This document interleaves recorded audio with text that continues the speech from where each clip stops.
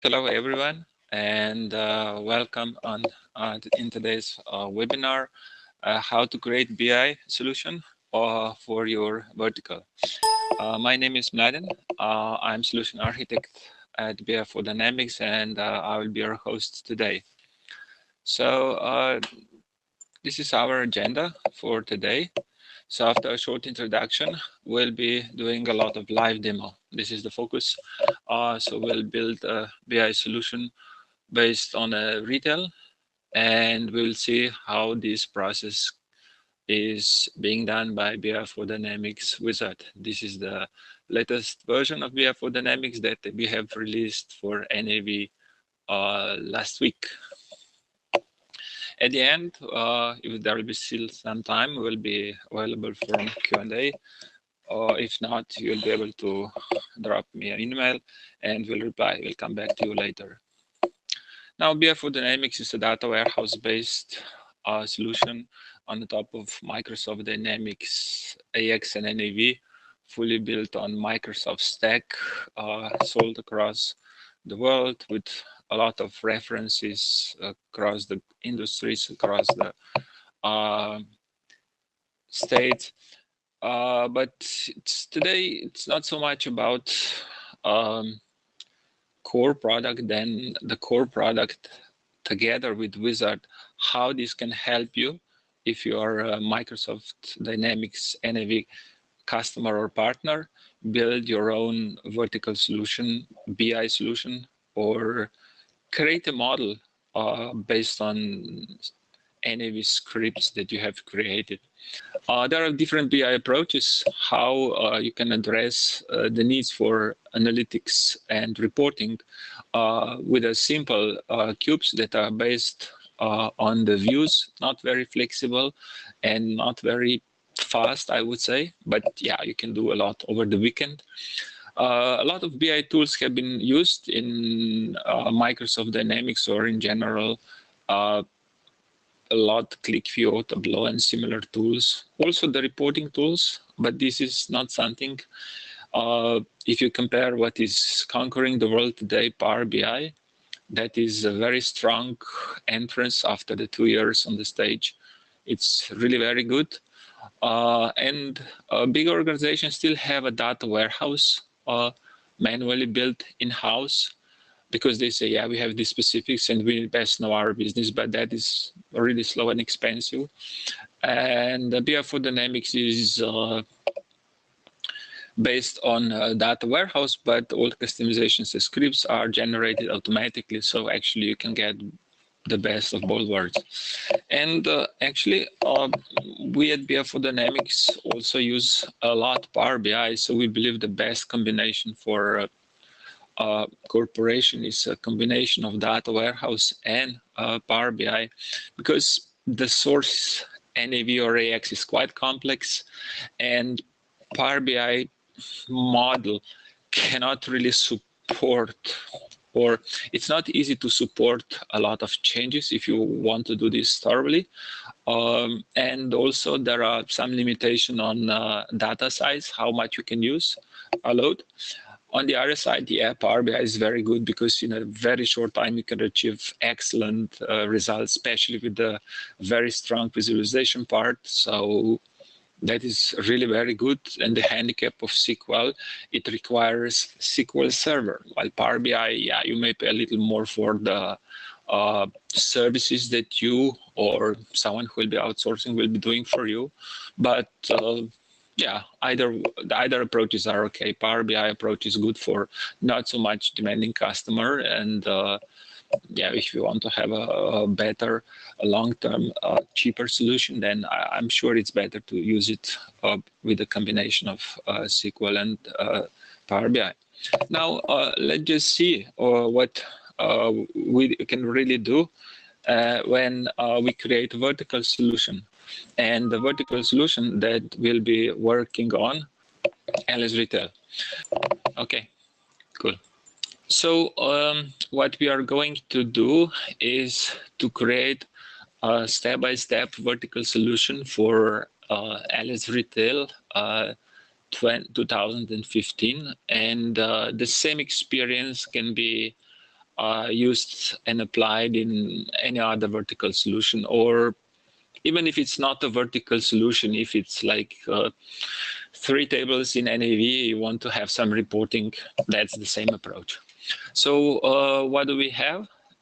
This is a BW4 Dynamics as a solution. So we have here one company, LS8, with selected 3 the global dimensions. As a base, we have selected only sales module. Let me just show you this. So it's only a sales module. And that is actually what we need to do to start. Everything that we'll be doing will start in a customized app. And here we can manage cubes, manage dimensions, create virtual cubes. And first, when we start working with BW4 Dynamics, we need to have a metadata. So this is hitting this, we'll go to object metadata table in NAV, read the tables, column fields, option fields, keys, translations, table relations, everything that makes Wizard smart. So now this is enabled, we can continue building, start building our cube. Actually, we could add additional functionality to sales analysis, but we are going to create a new cube. So let's just start with the retail analysis. And here we will have one or more facts, measure groups. These are transactional tables that keep data that can be used for analysis. So now it may look, this is slow, but actually Wizard is already building a model. Now the first fact or transactional table we will make is post payment. And we will look for a transactional table that will be the main source for our data. So you see, I have available over 2,000 tables because LS Retail gets a lot of tables. And let's just search for payment entry. Okay, so transaction payment entry, this is the table that I want. So I'm selecting the first table that will be a source for my, in BI language, we call this fact, but transactional tables or more tables are joined into one business intelligence fact. In our case, we'll start with something simple, which means we'll start with only one table. In another example that I'll show you later, we can add multiple tables like sales header and sales line or different tables together. So let's just start with something simple. Now here in the step 3, we can select any field, and as you see, the wizard has read all the data, all the table fields. So there are 35, as you may see here, and we have table name, name of the field, type in business intelligence. A field can be either a measure or the dimension. There are no other options. So if it is a measure, let me just show you. If it is a measure, then it's something like cost, amount, quantity, discount. If it's a dimension, it's a company, currency, date, and so on. So it's quite simple. And we are going to look into, we need to have, let's say, amount in currency, let's say add a date, we'll use later time, we'll use, what else are we going to use? Let me look into my help. Receipt, we're going to use receipt number. Always look for some fields that have status, this is good, or something with type. These option fields are quite often used, but in our case, standard type. Yeah, you can use standard type too. And what we will do is, especially for the payments, there is a change line field, which is saying if the payment is normal payment, then this is 0. If staff cashier is returning us a change, then this is 1. So this is something that we will need later.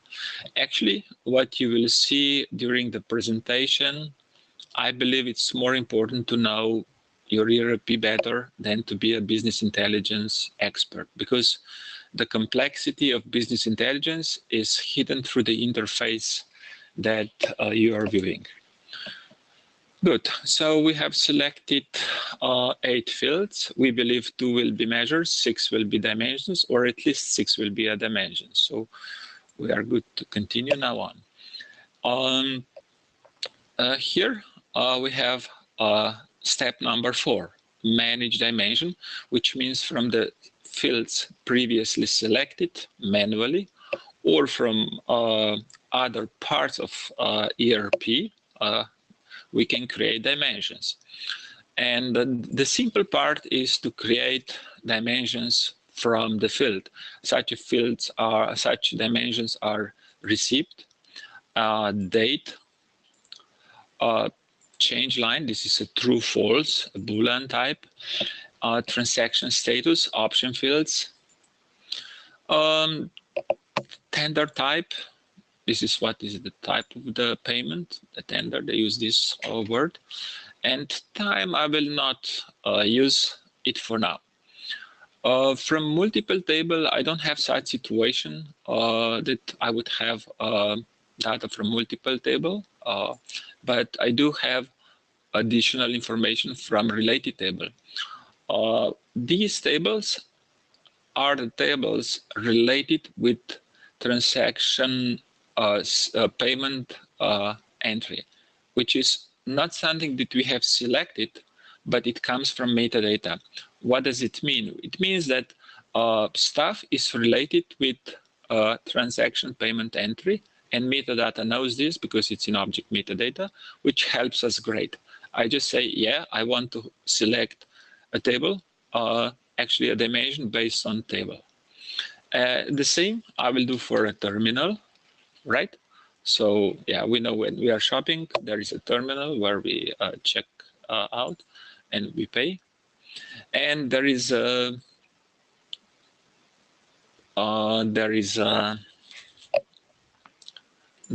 dimension tender type, but we should not make the name tender type because there's also an option field tender type. So the right way to do is to use a tender as a payment. And a currency, yeah, we would like to have payments also in the currency. So why this is marked red? So I should select like in the previous steps, but actually this one is already in the sales cube, so I should use existing one. I should not recreate a dimension which is already being used in our data warehouse. So that is the reason why. Here, first explanation, what is the difference if we select a receipt, for example, dimension receipt from the field as stuff is coming from a table? In those dimensions that are being built from a field, only one field, or only one will be only one attribute. One field, one attribute, and that's it. There is absolutely no chance to have more information there. While in dimensions that are built from a table, initially you will see also here dimension will be built by one field, one attribute. That's actually the primary key of a table. But later we'll be able to edit this dimension and add any additional attribute field from this table or any other related table. So this is really good. While here we are selecting something, most cases date, dimension, time, some option fields, descriptions, and similar. Custom area is where we can select dimensions that are not either coming from relation in NAV or from field, and global, we would be able to select a global dimension, which in our case, we do not have any connection. The global dimension I have shown you at the beginning are 3. So we have now 9 dimensions. And here we have the last step in building our retail cube is a manage measure.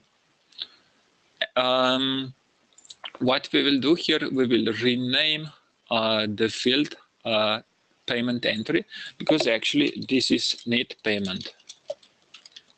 Net payment. And what I will do here is also use the caption of the measure in English, because I have deployed only English language, should be the same. This is a net payment in currency, and I want this net payment currency to be also visible to users like this. The operation is sum. Format is okay. If I would have to do an opposite sign, fine. What I will do is I will click 6 times. I will add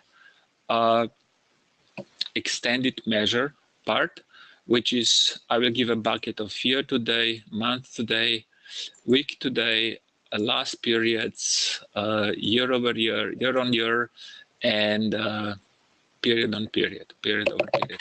So actually, what have I done now? Just give me a second. What I have done now is visible here. I'll open my retail already built cube so that I can explain this. So you see, actually, I'm adding a package of month to date, a package of 5, week to date, week to day, index, last variance, and year to day 2.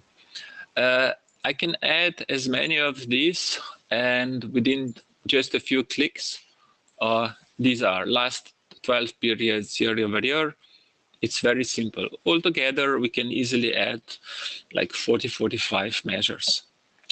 What I will do also here is something specific that you will know when I will do this, and what I will do a very simple measure, number of payment lines.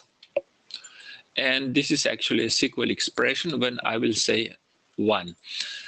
Here I'm entering into the SQL part just a little, but I'm adding a measure already on a data warehouse with a SQL expression that this measure equals 1, which means every line in my transactional table will have this flag 1. So I'll be able to count also how many payment lines I have and number of payment lines. But as payment lines are being 4, no, I'll do it in the next step. Let's just go it like this. So I'm already around, and what I will do is I will generate script, and I will now deploy and process solution. Okay, so this will take us, I don't know, about 1.5 minutes. And while we are waiting, let's see what is the expected result. Oh, this is really very fast. So here I have prepared the results that I believe we will achieve, not in the first leg. We'll do another round because I want to do it step by step, that you see first the process and then some specifics. When we create the module or a BI solution, I would really suggest you that you start with the baby steps. First, you create something with the 5 dimensions and maybe 2-3 measures, so you have something in hand.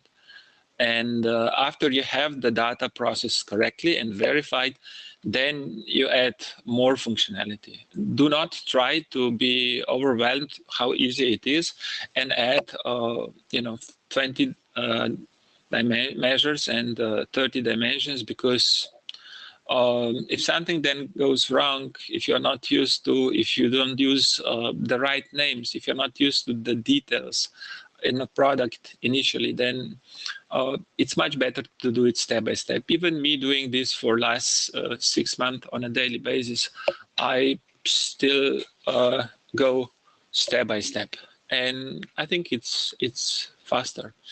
So we have deployed the solution, which means the structures have been already developed, and now we will push the data through. So the process part will take data from NAV and push it through. So let's just keep the progress here. So what we expect is net payment currency, number of lines. We expect some of these time intelligence options, we call. So these options are month to date, week to date, rolling class periods, year on year, and similar. These all come in buckets. You don't influence what is inside. You can either select this extended measure feature for a base measure, or you do not, or you can edit later. It's just one click. So this is the measure part, and then we have a dimension part. Definitely, by far the most important is a date dimension, where we select the date, but the date dimension will be built by calendar day, automatically fiscal day, if you're using accounting periods, ISO calendar if you're using the weeks, and so on, and other dimensions. Now, we have seen our solution is already processed, so let's see what we have done. So this is a live presentation. What we have done with our wizard. So I'm going to localhost NAV, and the analysis services database is this one. Okay. The sales cube was the base cube, which I'm not interested in now. I just want to see what do we have in the retail cube. So I want to start, finish, let's put it here. And let's see what I have. Whenever you start with the measures, immediately bring in a date to see whether these numbers are working fine. Okay, so let's focus on these 3 years and to see the data are there. Okay, this is looking good. Now immediately we need to check also year-to-date payments, and you see 9,000. Here we have some actions on number of lines. So only one payment in 2712, but that's looking good. So this part looks good, right? We have done also last periods, month to day, and period on period, year on year, but that's so easy to do. So yeah, you can always revisit. Well, after we have this, I usually go on the second Excel. I have sort of created my internal methodology for implementing a vertical solution or a solution in general.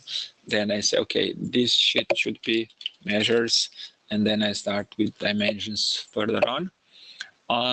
Change line. So I have number of payments. In our case, let's see, 1,000 are normal payments with the payments, and 186 are change payment. That's okay. Then let's go on. What we have more? Currency. Yeah, a few currencies. Date we have seen. Receipts. What about the receipt dimension? It's here. Staff ID. See, it's coming from a table, but it's only primary key. We'll look into this later. Code and store, tender type. Not much, because it's a primary key only, and a terminal number. Okay, transaction. Okay, now it may not be overwhelming, but we have created our first cube really very fast, and now the journey actually begins. Now we have the framework there, and working further on, it's not difficult. So what we will do now is extend the dimension part first. So we'll go into the manage dimension, and instead of having only a primary key there, I would add a little more information about our staff. So you see, these are dimensions that we have created, and staff came from a staff table. And what we are going to do is to add a little more information about staff, because staff ID, it's maybe not the most important attribute you want to analyze. Again, this is staff. I can add additional related table if that would be needed, but I think all the information we need to have is here. So we can put first name, last name, name on receipt, and I think something like employment type would be nice. Good. So we have selected fields. Now ID should never be used. It's reserved name. So staff ID would be here, but actually I will not make this visible in the cube. Last name, first name, fine. And just write staff. But actually this is name as written on the receipt. What we can do is later, if we remember, if some of the stuff is already blocked, and we should analyze also that information. So we have enriched our staff part the same way we can do with a tender, terminal, or any other dimension. It's important that we generate it. Now, if we would be using standard functionality, and the standard functionality in our wizard, we would use standard functionality. I will just, at the same spot, I would show you that we can edit also existing dimensions, like creating an existing one. So let's just give you the idea what we can do. The customer dimension has, let me bring you some part here. Let's go for sales, what I'm speaking about. Okay.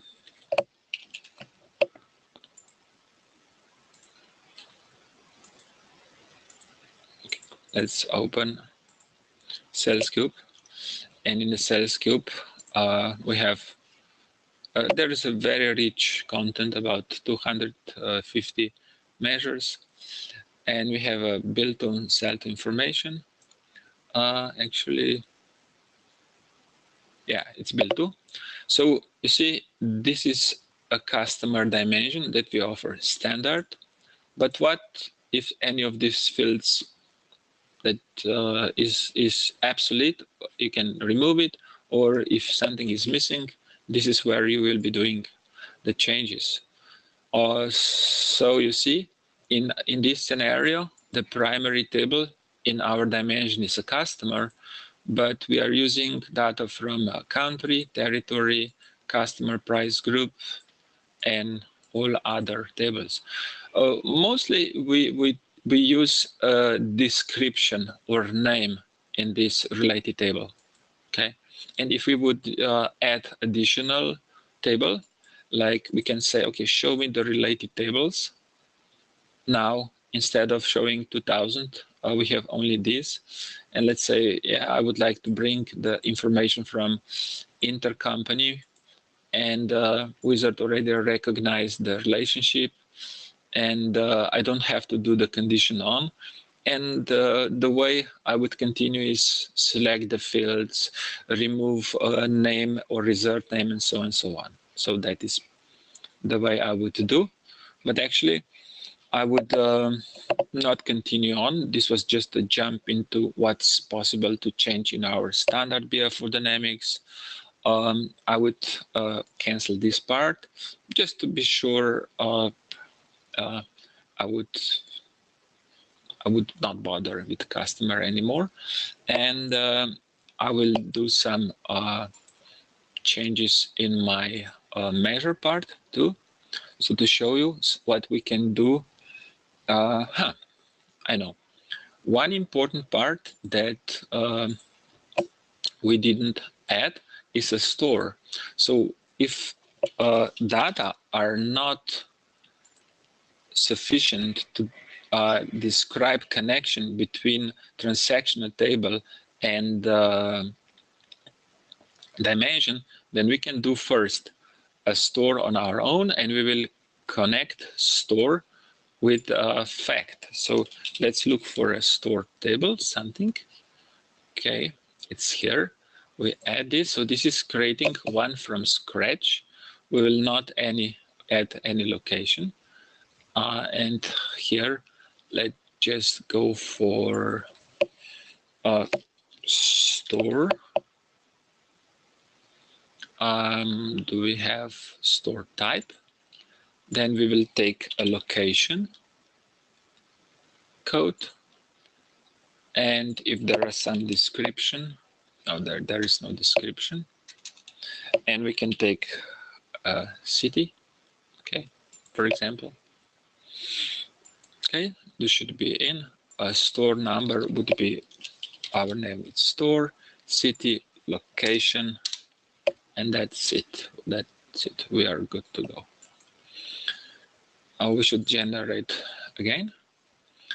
Now we are going to, so what you notice, what I'm doing is at once I'm developing a solution, and one part is dimension part, one part is measure part. And what I will do now is to add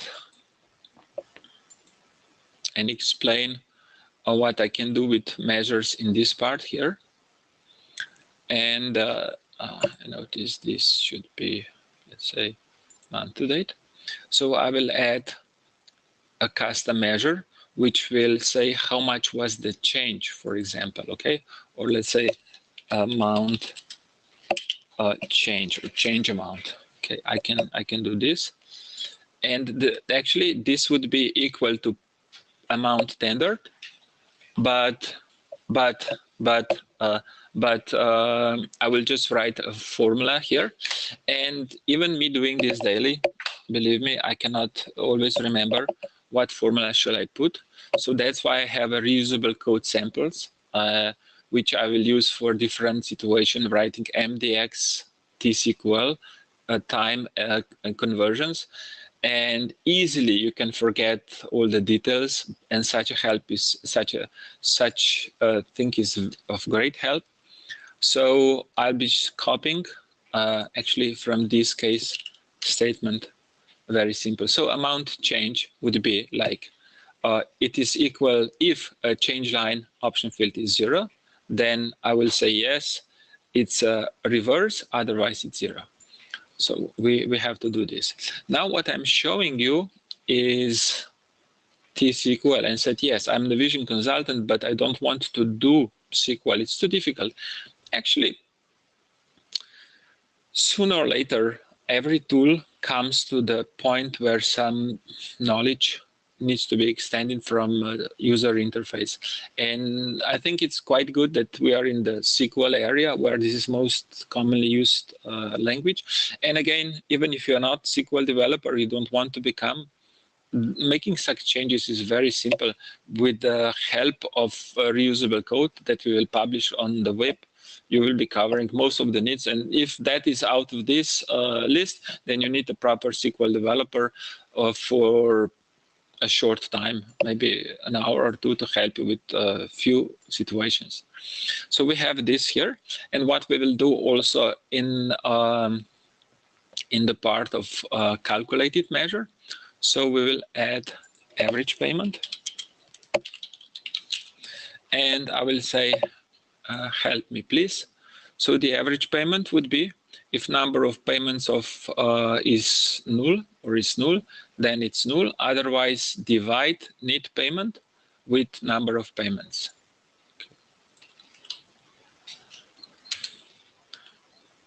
Okay. But as I have a number of payment lines, I will use number of payment lines because I didn't create a measure number of payment lines. And it's if I make a mistake, then it will not work. So let's be double sure what we have here. It's number of payment lines. So I'm dividing net payment with number of payment lines.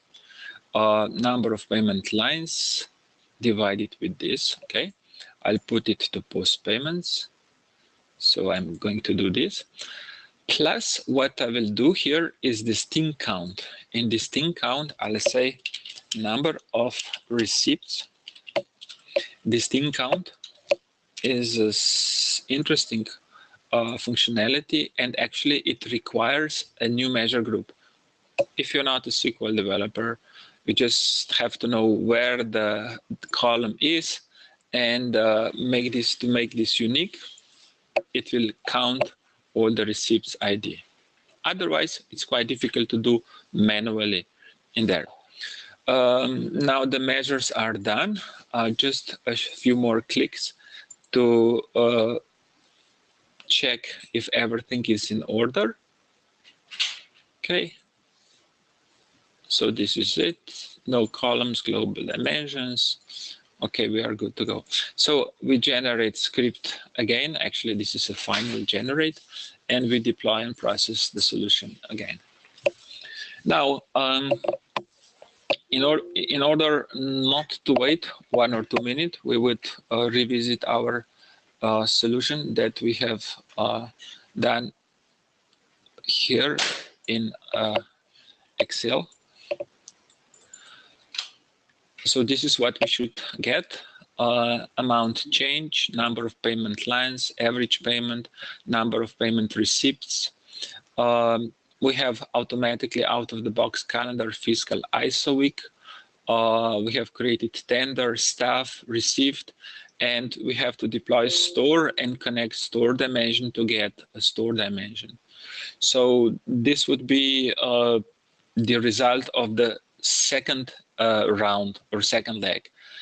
And then we would be working on either additional measures or dimensions if we still have to add something, or we would add another transactional table or another fact into this cube. But since our time is limited to 1 hour, we'll have a look how this is done on already built example. So I will show you what we have in retail already here. So it's okay if this is processing so that you get the feeling how this is done. If there will be an error, we will do a short troubleshooting, because this is where you learn most. But let's just see into a solution that is, that consumed, for example, a few hours of few more hours of time. So no, this is not the one. Just give me a second. Yes, this one is one. You see again, sales cube as a base one. Then we have added payments, which is mostly we have done post sales, another fact, because these are payment, these are sales information. If I would have another nature of transactions, I create another fact. I don't put everything into one transactional table, one fact. A little more calculations, MDX, average quantity per received per line, lines per received, net amount per received, profit, number of received we have seen. The post payment is actually the same, but let's see how we have created post sales and what are the specifics there. We have created this from multiple tables. We have a transaction sales, then we have a header, and we have also transaction status. This is how this is built in case of LS Retail. And this is more about the principle of building it. It's important that we know through how many fields the tables have to be connected. So transaction header is connected with 3 fields. Actually, these are the primary keys of this one, and this status of 4, because we have also the line number here. So it's all connected with the primary key. Otherwise, we have explosion of transactions and we get the wrong solution. Too many members, you see duplicates and so on. Next part, this is already LS Retail Lite, I would call. There are 37 fields, 15 measures, and 22 dimensions. Here I would say, if you have 5 fields or 50, there is very little different. In between, there is maybe 1 or 2 hours of clicking and finding the right field. That's it, because the wizard would take most of by themselves. In our case, there are more related tables. If you select sales header or sales line, you suddenly get like 30, 40 selected tables are being offered. How to do. You see, these are dimensions, 30 dimensions we have created. And yeah, a little more measures. But again, once you know first 2, then all others are the same. See, ACY, additional currency for reporting, and so on. So this is the solution, and let's see the solution. Okay, let's see whether we have deploy is already here. Let's process the data here. Before, so this is a solution in business intelligence. Our solution in Excel would look like this. So these are dimensions. And what is interesting, we are comparing the LS Retail solution with previously built in data warehouse, I would say, without a tool, mostly manually. And the data for sure match, but the flexibility, the power of adding additional feature is something that you cannot compare. It is something that is not, I mean, I cannot say 10 times, it's more than 10 times faster. You see, these are dimensions that we have in a standard post sales, and this is what are having in our cube that we created years ago. The same for payments, and on and on and on. So actually, this would be the list of the cube. And, or we should actually focus first on payment information.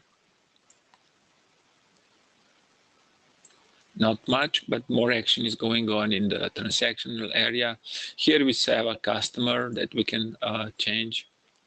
Some transactional information is weighted price change, discounted price entered manually, pricing barcode, and on, some retail specifics. We have added, let's say, time dimension. Maybe I have forget something. Okay. So this is it. Let's see our end result for our cube. Let's go to the measure part here, refresh. Okay, amount change. Yeah, amount change is here. Actually, the formula is not okay. We have 0 and 1, we should over change. That should not be a problem. Average payment. Yeah, average payment is good. What about additional dimensions? Let's see, we have added information for staff.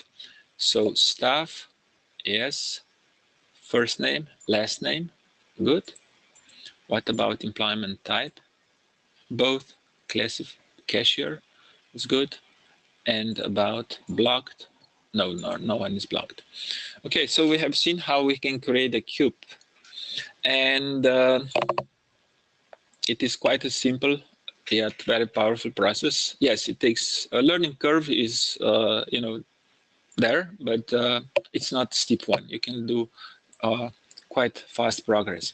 Now, what I want to show you now is also for those who are SQL developers, not for Navision developers or consultants, but what you can do also with our solution. And this is what we have seen many times, that Power BI projects have been, amazingly good. You have everything, but you hit the block at some point with the tool. And with BW4 Dynamics, actually, you will not hit that block. So let me show you what we can do when we enter manual code.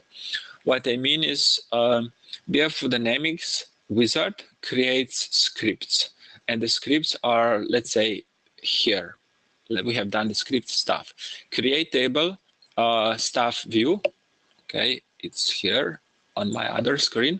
So if you are a SQL developer, you'll appreciate this. If you are a Navision developer, it is just information for you. If you are going with BW4 Dynamics, it's good to know. The long-term vision is that we support joining manual and automatically generated code in one without any specific limitation. There is just some rule where to put this code.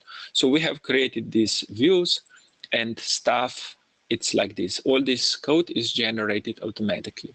Now the manual generated code, I'll go into example here, into the fact area where we are loading post sales. Okay, here we have. So what do we have here? There are a lot of lines of code that Wizard generates. This is what we say data warehouse automation, and you can revisit each time this tool and it will give you additional options. So let me explain you shortly.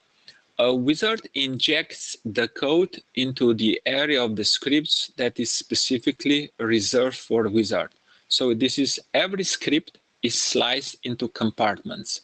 And this is first compartment is in the viewing part, select. This is ending here. And then another part from and another part where. Everywhere there is a specially a designed area where Wizard injects code. Outside of these areas, we can easily write the code, and it will not be overwritten by next version, next round of customization. It will be kept as it is.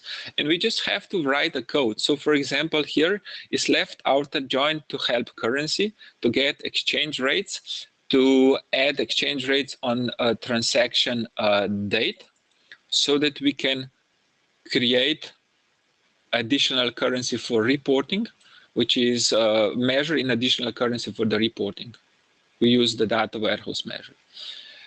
We can write here, for example, that these are transactions entry that are not voided. So in where condition I could put or anywhere that I would want to do. And this is, I think, really very powerful, because across BW4 Dynamics Wizard, usually you would have at some point a request to do something that Wizard does not support. This is the situation with every tool. So this is one example of manual code, and there are many, many more, but that would be just this part for today. Now, we have created a vertical solution, and the question is how Wizard can bring BI to your office. So if you are new to BI, either customer or Navision consultant or developer, I mean, this is tremendous tool. Faster, better, easier to do than Power BI. What you need to do or to know is your ERP. 80% of success is knowing which table, which field you want to use, and 20% is the routine, how to work with Wizard. If you are a SQL developer or BI consultant, now the Wizard is just a start. You can do the prototype within an hour for a vertical solution. Either you're a consultant or a BI developer, and you have something that you have been doing days in hours. Further on, you can work on the solution with all the details. And if you want to distribute your solution, actually, all you have to do is to distribute the content of these folders here. So if I would zip this and send it to you, okay, I'm not allowed to write this here, it's okay. But actually, yes, this is the file that you would send to someone into his own BW4 Dynamics instance. So if some field another project doesn't have, if you are doing something from payrolls and they don't have that many attributes, Wizard will just skip these fields and generate scripts in the area where you have the fields. So it's really, really very good, and it's much faster than anything we have seen on the market. Now, what to do and how to start. First, we would really invite you to go to our YouTube. So let's see what we have in our YouTube. It's this. And actually, I should say we should first go to our BW4 Dynamics webpage. We go to BW4 Dynamics, you go to NAV, and you go to Wizard. So here are some information and already some videos how to do different steps in the Wizard. If you want to have an overview and also other area, or if you are doing NAV and AX, the starting point can be your YouTube channel with all the recording for the videos how to do it. Then request a what's new session. Write an email to me. My email is mg@bw4dynamics.com or to the sales@bw4dynamics.com and request what's new session. If you are existing customer and partner, this is really what we suggest, but we have developed really a lot of new stuff in the last 3 to 6 months. You may not be, giving so much attention, but I can tell you it's really a lot. Then we would suggest you to start with something very, very simple with a self-service. You try to create a simple cube. Even if it's not a vertical solution, you can try to create a sales document cube with sales header and sales line. You join the two tables together, click 5 fields, and yeah. After you have a feeling, watching the videos, having some interactions, and then you say, yeah, I want to create a BI project on my own, fine, we can help you in that. Or you can say, you see, I have this great NAV vertical, and I would like to start my selling pitch with your cube, with a Power BI report against the cube or data warehouse based on my vertical solution. How do I do this? We would definitely be engaged initially to just show you the tool. We would invest a few hours into this. And later, based on the mutual agreement and interest, we can help you either build everything or help you build or give you the knowledge transfer. All the options are open. We are not, if you want to outsource everything, fine. If you just need, an hour help per month or 4 hours, that's fine. For us, that's fine. I would thank you all for being present and patient for 1 hour. If you have any questions, do not hesitate to drop me an email or my team, and enjoy the rest of the day. Goodbye.